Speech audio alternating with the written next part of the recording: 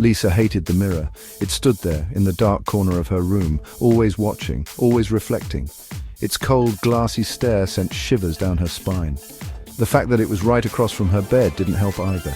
Every night she felt it watching her, judging her, waiting. She had begged her parents to let her cover it, maybe even move it out of her room. They just laughed and said it was just her imagination, that mirrors couldn't hurt her. But Lisa knew better. She could feel it. Something about that mirror was not right.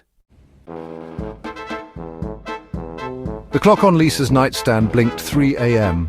A bead of sweat trickled down her temple. She had woken with a start. An unsettling stillness hung in the air.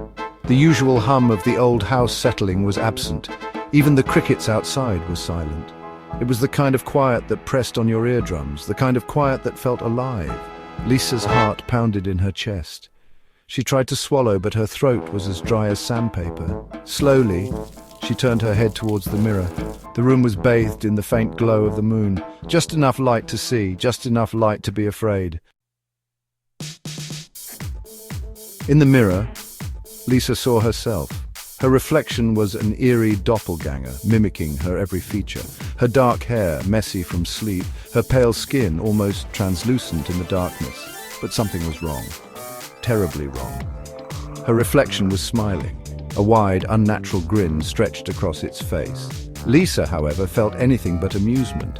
Her breath hitched in her throat. A scream built in her chest but refused to escape. Her eyes darted from her own terrified expression to the chilling grin of her reflection. They were alone in the room, and yet Lisa felt a presence so thick it was suffocating. The reflection's grin widened, becoming almost predatory. Then slowly it began to move. Lisa watched in abject horror as her other self sat up in the mirror. It moved with an unsettling grace that defied the laws of physics.